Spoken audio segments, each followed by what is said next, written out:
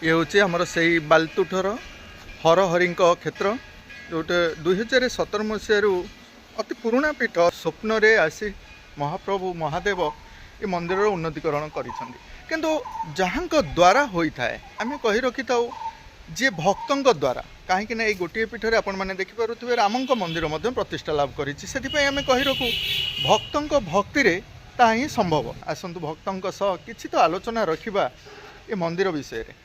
सुंदर वार्ता नहीं आम आउ एक नूतन पीठ को आसीचे आम बालीतुठर आमर हरहरी क्षेत्र जहाँ आम लक्ष्य करुचु ठाकुर आमर बहुत तले रही वर्षा दिन आज्ञा सुविधा कौन केमती रुहे पूरा पानी मग्न हो जाए एरिया पूरा बढ़ी जाए मंदिर भी बुड़ी जाता है पूजा पाठ केमती कौन पूजा पाठ हो गया पंप पड़ी भीतर पानी पुणी पानी बाहरी था पानी बाहर अच्छा यही पीठ मान को आम आसी था धाई आसी था कहीं ग्राम प्रत्येक ग्राम को गले आपण मैंने शिव शैव पीठ देखिए बालतुठर ये हूँ सर्व पुरातन पीठ ये विषय किसी जानवा आज्ञा हर जो रुहति हरि सेठारे रुहति बोली आमे जानि आसी तेणु हरंक पीठरे हरि न रहिले केमति हो आज्ञा सुंदर देखा जीवनी तेणु हरंक पीठरे हरि रुहति आपण माने जांतु ना जे कोनोसी शैव पीठ जांतु शिव मंदिर जांतु सेठारे आपण माने नारायण को ही पाइबे तो यही गाँव रे आमे मध्य ठीक सेही परि जानुचु किंतु आसंतु मां मानक सह आलोचना रखिबा आम स्वप्नेश्वरंक विषय रे माटिके जानिबाकू चाहूँ स्वप्नेश्वरंकर महिमा वर्तमान किपरि अछि आपण माने से विषय कहबे कोन मा स्वप्नेश्वर हमर महिमा ठाकुर बहुत बड़ ठाकुर से आमे डाकिले हम कथा से सुना महिमा कहले हमर एमति कि देह पा खराब हेले आमे ठाकुर को मनुष्य मानसिक हम तो जहाँ मानसिक कहले हमर ठाकुर सुनु जंती ठीक मासे हरिहर पूजा करबे एपटे बाटी एटी तू देखो हरिहर पूजा करी आसु आ भगवान का पूजा करी हम बहुत खुशी अनुभव करू जहाँ मांगू आम ताहा पाइछु सबुदिन आसे दिन राति सब आसे मो झी पुणी गोटे जन्म पाइला जो साप कामुड़ा ना से बंची न था ये स्वप्नेश्वर पुणी मत कूल को आनी माने ठाकुर एत मु विश्वास करे जे मु राति पाइले मत कौटी मन लगे आसिक करी पाखे गोड़तल पड़े ताद जा मोर घर काम मु करे जेहेतु हलाहल विषपान करते स्वयं प्रभु महेश्वर शंकर भोलानाथ से भक्तंकर मनरे ये गोटे विश्वास रही आज्ञा आमको पिला को साप कामुड़े शिव भल कर दौरान आमे कांदु थाउ किंतु मु स्वप्नेश्वर डाकिल मो झियो को जदी तुमे नै जीव मु एई भाग मो जीबिनी पूरा सीरियस हो जाइतला पूरा किडनी रे पूरा विष चढ़ जाइतला मेडिकल नैतिले तो बड़ मेडिकल जाइतले सेठी आपण ठाकुर को डाकिला परे आपनकर झियो सुस्थ होते नहीं कि से विश्वास निश्चिंत आज्ञा से विश्वास रही आम मानुचु आज्ञा जहाँ झील हो पुओ हो जार संतान संतति को आज्ञा साप कामुड़ी थाए ना तार माँ पाल दौड़ी देखिले डरी थाए भय करी थाए एटा लोक कथार रही आसी ठीक सेहीपरि माँ को कहवा अनुसार तांकर जो विश्वास टिकक रही भगवान को प्रति से बल रे झील आरोग्य लाभ कर बहुत सुंदर वार्ता देले आज्ञा किंतु विश्वास बल भगवान बास करती किंतु हॉस्पिटल नवाक पड़ो आमको जेकोसी देह असुस्थ हेले आमर आम सर्वप्रथमे हॉस्पिटल नवा एवं आमर ग्राम देवता ग्राम देवती आम स्मरण करबा मानसिक करता मानसिक आम करता मां आपण मानसिक टंकाटा भी नथला मो झियो को मु पाठ पढीछि आज जाईकरी एई माने जोठी मु जाईछि किंतु मु सुदु को आनीछि किंतु केई मना करनांदी ठाकुर मते मो झियो को नै कि ठीक जगह रे पहुंचे दिचंदी ता माने स्वप्नेश्वर को भक्त आपण जणा पड़ेले आरंभ स्वप्नेश्वर को आप डाकिक झील भी पाई नहीं कि सुस्थ है आपण जरिया किसी प्रचार प्रसार तुमे मन को जदि किछि आसु तुमे किछि नाही शिव को डाक ठाकुर को डाक से भरोसा रख किंतु तुम कर्तव्य तुमे करि जालो किंतु से नुह जे तुमे बसी जीव से तुमको आनी दे देबे सेटा नुह निश्चित आमे तो सही कथा कहबा को चाहूछु ना विश्वास और भरोसा 33 गोटी देवादेवी को लेकर आम आज चलीचे से पुराण शास्त्र को अध्ययन करुचे आज से रूपरेखा माँ मैंने आज आमर यही स्वप्नेश्वर पाखरे पूजा अर्चना करी भक्ति करुँच भक्ति बल से आहरी अनेक किसी आग को पिला किसी वार्ता देवाक जाऊँ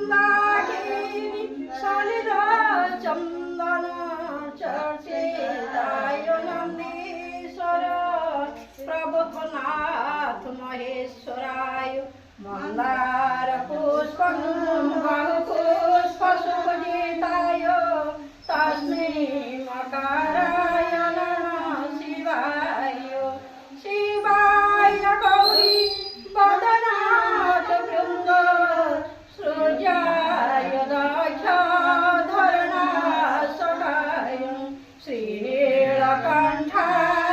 वृषध्वजाय तस्मै बकाराय नमः शिवाय शिवाय गौरी वदनाथ भृंग सृजाय दक्ष धरणासकाय श्रीनीलकण्ठाय वृषध्वजाय तस्मै यकाराय नमः शिवाय यज्ञस्वरूपाय जटाधराय पिनाकहस्ताय सनातनाय दिव्याय देवाय दिगम्बराय तस्मै यकाराय नमः शिवाय।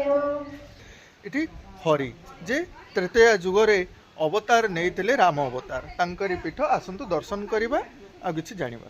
ଆମେ ହର ଏବଂ ହରିଙ୍କ ପୀଠକୁ ଆସିଛେ ଆସନ୍ତୁ ହରିଙ୍କ ପୀଠ ବୁଲିଯିବା ଯେ ରାମ ଆମେ ନାରାୟଣ କହୁଛେ ନାରାୟଣ ରାମ ଆମର ଅବତାର ନେଇକି ଆସିଥିଲେ ଆମେ ଆସିଛେ ସର୍ବପ୍ରଥମେ ଆମେ ରାମଙ୍କ ମନ୍ଦିର ଗଲେ ବା ଜଗନ୍ନାଥଙ୍କ ମନ୍ଦିର ଗଲେ 10 ଅବତାର ମା ଦେଖିଥାଉ ନାଇଁ କି এইটি মধ্য ঠিক সেইপরি 10 অবতার দেখিপারুথিবে মৎস্য অবতার কশ্যপ বরাহ নৃসিংহ বামন এবং পরশুরাম শ্রীরাম বলরাম বুদ্ধ অবতার কলকি অবতার তার বিষয়ে কিছু কলঙ্কি নয় কলকি অবতার তাকে কুহযাଏ তো মৎস্য অবতার স্বয়ং প্রভু আমার নারায়ণ নেইଥିଲେ নাই কি मत्स्य अवतार प्रभु से कहीं नहीं से जलजीव भाव में प्रथमे मत्स्य रूप से आसीथिले यह ही सूचना देउचंदी जीव सृष्टि होइथिले मत्स्य पर कश्यप कश्यप अवतार प्रभु आमर माने जेतबेले समुद्र मंथन होइथिला सेही समयर वार्ता देई थाए नै कि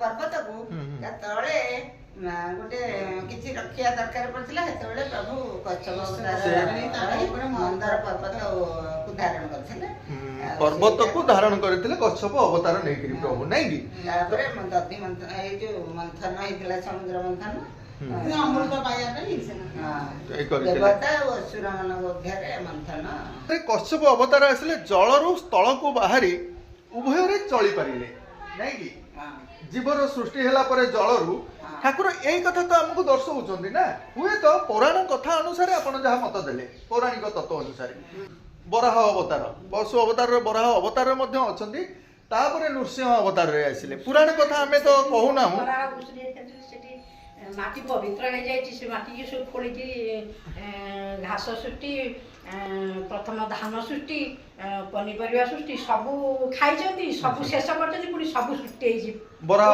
अवतार तापरे आसिले मा बराह परे नृसिंह अवतार भगवान तो सबुआडे अछंती जे भगवान होची प्रहलाद जेतले कहले ए स्तंभरे अछि भगवान विश्वास करिया ପାଇଁ ଲୋକମାନେ विश्वास करे जे मु सबुआडे अछि भगवान विश्वास करिया ପାଇଁ जेतले प्रहलाद कहले ए स्तंभरे अछि बोली से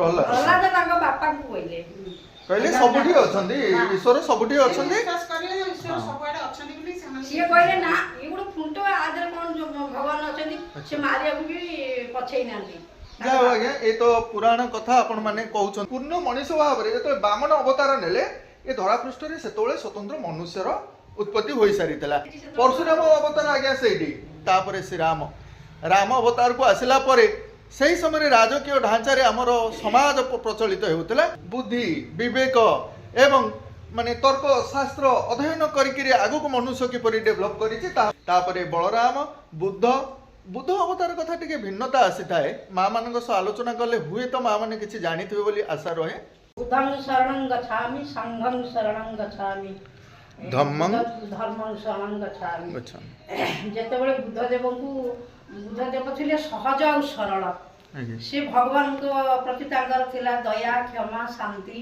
ए सब जिनिस तांकर थिला ସେ ଯେତେବେଳେ ସମସ୍ତଙ୍କୁ ଜୀବ ଜଗତକୁ ଠାରୁ ଉଦ୍ଧାର ପାଇଁ ଅବତାର ମଧ୍ୟରେ କଳ୍କି ଅବତାର ରହୁଛି।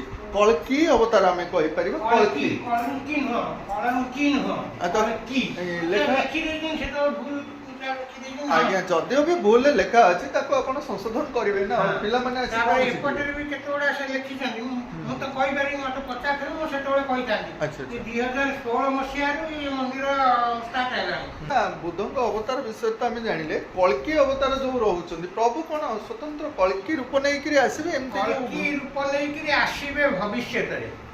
କଣ ସେ ଆମର ବିଷୟରେ ଆପଣ କହିବେ? ଯାଇ ଦେଖିବେ ଯଦି ଆମର ଏଇଠି ଗୋଟେ ପୀଠ ଅଛି ମହାପୁରୁଷ ପୀଠ ହାଇସ୍କୁଲ ପାଖରେ ଆଜ୍ଞା। କଦମ୍ବ ମହାପୁରୁଷ ହଁ। ସେଠି ସ୍ୱତନ୍ତ୍ର କଳକି ଠାକୁର ଅଛନ୍ତି। ଆଚ୍ଛା ଠିକ ଅଛି ଆମେ ଗଲେ ଦେଖିବା ଏ ପୀଠରେ ଶିବଙ୍କ ପାଖେ ରାମଙ୍କ ମନ୍ଦିର କାହିଁ ପ୍ରତିଷ୍ଠା ଲାଭ କରିଛି? ଶିବ ଯୋଉ ଶିବ ଯିଏ ସକଳ ଶକ୍ତିର ଆଧାର ଆଜ୍ଞା ଯିଏ ସକଳ ଶକ୍ତିର ଆଧାର ତାଙ୍କ ପାଖରେ ତାଙ୍କୁ ବି ପୂଜା କରିଥିଲେ ରାମ। ସେତୁବନ୍ଧ ପ୍ରତିଷ୍ଠା ହେଲା ବେଳେ ଶିବଙ୍କ ମୂର୍ତ୍ତିରେ ଶିବଙ୍କ ଲିଙ୍ଗ ଆସିଥିଲା, ରାବଣ ଆସିଥିଲା, ରାବଣ ପୂଜା କରିକିରି ଗଲା। ତେଣୁ ୟାଏ ପୀଠ ନା ସେଇଥିପାଇଁ ଯିଏ ଏ ମନ୍ଦିର କରିଛନ୍ତି ନିରଞ୍ଜନ ରାଉତରାୟ ମହାଶୟ ଏ ମନ୍ଦିର ତିଆରି କରିଛନ୍ତି। ଏବେ 2016 ମସିହାରେ ସେ ଜାଣି ଶୁଣିକିରି ଏ ପୀଠ ନାଁ ଦେଲେ। ସେ ଯେତେବେଳେ ଆସୁଛନ୍ତି ସେତେବେଳେ କହୁଛନ୍ତି ଇଏ ହଉଛନ୍ତି ମୁଁ କିଛି କରିନି, ଏ ଶିବ ସବୁ କରିଛନ୍ତି, ତାଙ୍କ ନିର୍ଦ୍ଦେଶରେ ତ ସବୁ ତାଙ୍କରି ହଉଛି। ନିର୍ଦ୍ଦେଶରେ ସବୁ ହେଇଛି। ତେଣୁ ମୋର ଏଠି ମୁଁ କରିଛି ଖର୍ଚ୍ଚ କରୁଛି ସବୁ କରୁଛି କିନ୍ତୁ ମୋର ଆଗରେ କିଛି ଅବଦାନ ନାହିଁ। ମୋ ପିଲାମାନେ ଏ ମନ୍ଦିରର ଭଲ ମନ୍ଦ ବୁଝିବେ। ଆମେ ଏଇ ଜଗନ୍ନାଥଙ୍କର ମନ୍ଦିର ରଖିପାରିଥାନ୍ତେ, ରାମଙ୍କୁ କାହିଁକି ସେ ନେଲେ? ରାମଙ୍କୁ- ଅବତାରୀ ପୁରୁଷ। ହଁ, ନା ସେ ରାମଙ୍କୁ ଅତି ଭଲ ପାଆନ୍ତି, ରାମକୁ ଭକ୍ତି କରନ୍ତି, ରାମକୁ ଶ୍ରଦ୍ଧା କରନ୍ତି। ଏଇ ରାମଙ୍କ ପ୍ରତି ତାଙ୍କର ହୃଦୟର ମାନେ ଶେଷ ମୁହୂର୍ତ୍ତ ଯୋଉଟାକ ଅତି ଭଲ ପାଇବାଟା ସେଇଥି ଯୋଗୁ ଏବେ ମୁଁ କହୁଛି 2 ଦିନ ତଳେ ମୁଁ ଏଇଠି ଚାବିଟା ପାଇଲିନି। ମୁଁ ରାତି 4ଟାରେ ତାଙ୍କ ଘରକୁ ଚାଲିଗଲି। ସେ ଘର କବାଟ ବାଡ଼େଇଲା ବେଳକୁ ହରେ କୃଷ୍ଣ ହରେ ରାମ ଓମ୍ ଜୟ ଶ୍ରୀରାମ ଜୟ ଶ୍ରୀରାମ ଜୟ ଶ୍ରୀରାମ ଏମିତିଆ ଧ୍ୱନି ଚାଲିଛି। ସେ ଘର ଭିତରେ ଏକୁଟିଆ ବୁଢ଼ା ଲୋକ ରାତି 4ଟାରୁ ସେ ଚଲେଇଛନ୍ତି ସେମିତି। ମୁଁ କବାଟଟା ବାଡ଼େଇଲି, କିଏ ସେ? ତେଣୁ ସେ ଭଲ ପାଇଛନ୍ତି ରାମକୁ। ତେଣୁ ସେ ରାମ ମନ୍ଦିରଟା ପ୍ରତିଷ୍ଠା ଏଠି କଲେ, ତିଆରି କଲେ। ପିଲାମାନେ ବି ତାଙ୍କୁ ସମସ୍ତ ପ୍ରକାର ସାହାଯ୍ୟ ସହଯୋଗ ସବୁ ଦଉଛନ୍ତି। କାତ୍ୟାୟନୀ ଗୌରୀ କାଳୀ ହୈମବତୀଶ୍ୱରୀ ଶିବା ଭବାନୀ ରୁଦ୍ରାଣୀ ସର୍ବାଣୀ ସର୍ବମଙ୍ଗଳା ଇଏ ଗୋଟିଏ ଗଲା।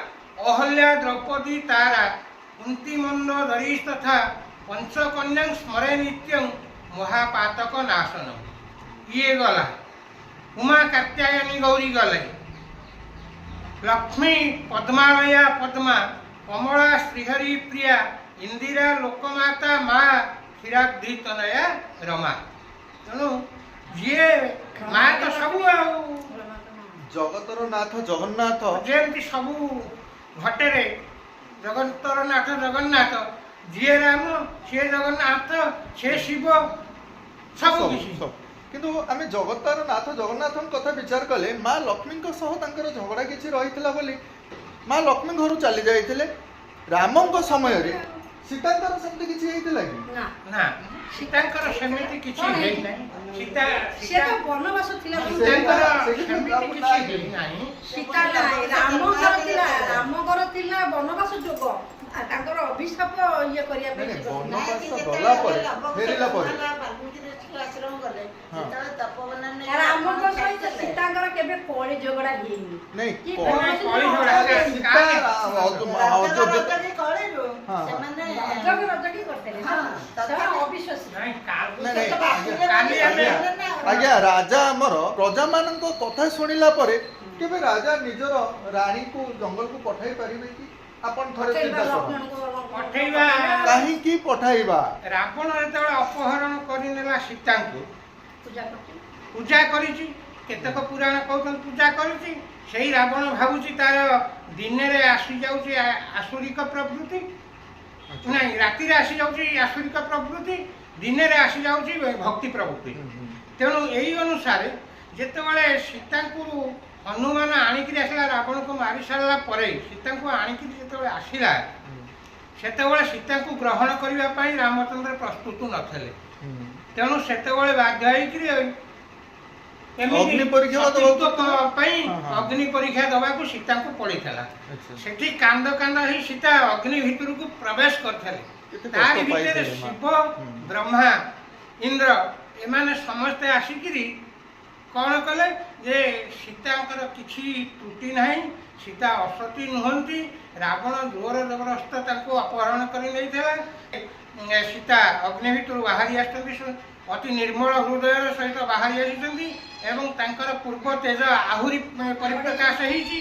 ତେଣୁ ଏଗୁଡ଼ାକ ସବୁ ଦେଖି ରାମ ନିଜର ତ୍ରୁଟି ସଂଶୋଧନ କରିଛନ୍ତି ଏବଂ ସୀତାକୁ ଗ୍ରହଣ କଲେ। ରାଜଉଆସକୁ ମଧ୍ୟ ଯାଇଛନ୍ତି, କିନ୍ତୁ ରାଜଉଆସରୁ ମା ବନଗମନ କାହିଁ କଲେ ଆଜ୍ଞା ପୁନର୍ବାର? ମର୍ଯ୍ୟାଦା ପୁରୁଷ ବୋଲି ଆମେ କହୁଛେ, ଏ ସବୁ ଲୋକଙ୍କର ଯୋଉ ଅପବାଦର ଭୟ, ଯେତେବେଳେ ରାତ୍ରିରେ ସେ ବୁଲୁଥିଲେ ତାଙ୍କ ଭକ୍ତମାନେ ତାଙ୍କ ଦେଶ ପ୍ରଜାମାନେ କେମିତି କ'ଣ ଚଳୁଛନ୍ତି ତାକୁ ଦେଖିବା ପାଇଁ ଯେତେବେଳେ ରାତିରେ ବୁଲୁଥିଲେ, ସେତେବେଳେ ଇଏ ରଜକ ରଜକୀ ଏ ଦୁଇ ଜଣଙ୍କର କଥୋପକଥନ ତାଙ୍କ କାନରେ ବାଜିଲା ଏବଂ ସେଇ ଅନୁସାରେ ସଂସାରକୁ ଜଣେଇ ଦେବା ପାଇଁ ତାଙ୍କର ମର୍ଯ୍ୟାଦା ରକ୍ଷା ପାଇଁ ସେ ଆସି ଲକ୍ଷ୍ମଣଙ୍କୁ କହି ସୀତାଙ୍କୁ ବନବାସ ଦଣ୍ଡରେ ଦଣ୍ଡିତ କରିଥିଲେ।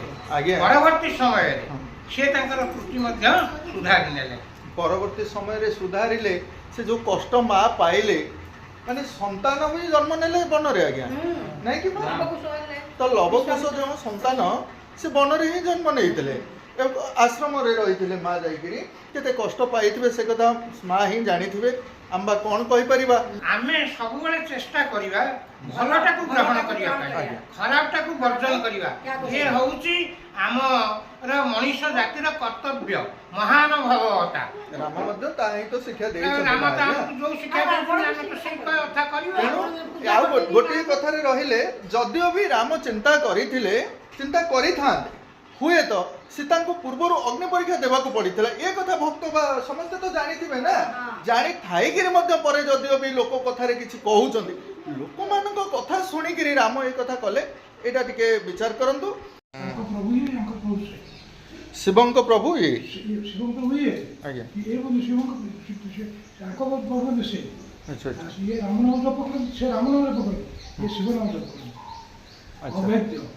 ତାମାନେ ରାମ ଯେ ଶିବଙ୍କୁ ପୂଜା କରିଥିଲେ, ଶିବ ପୂଜା କରିଛନ୍ତି ନାଇଁ କି? ସେଇଥିପାଇଁ ଅଦିତ୍ୟ।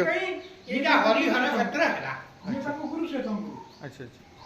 ରତ୍ନମହଂ ବନ୍ଦେ ଚିତ୍ରକୂଟ କପେଟକଂ କୌଶଲ୍ୟା ଶକ୍ତିସମ୍ଭୂତ ଜନକୀ କଣ୍ଠଭୂଷଣ। ଓಂ ରାମାୟ ରାମଚନ୍ଦ୍ରାୟ ରାମଭଦ୍ରାୟ ବିଭୂତେ ରଘୁନାଥାୟ ନାଥାୟ ସୀତାୟ ପତये ନମଃ। ସ୍ୱୟଂ ପ୍ରଭୁ ଭଗବାନ ସେ ଯାହା କିଛି କରିପାରିବେ ସମୟାନୁକ୍ରମେ ତାଙ୍କର ସେ ଜାଣିଥିବେ। ଆଜିର ଭିଡ଼ିଓଟିକୁ ଏଇଠି ଆମେ ଶେଷ କରିବା। ବହୁତ ବହୁତ ଧନ୍ୟବାଦ। ଜୟ ଶ୍ରୀରାମ।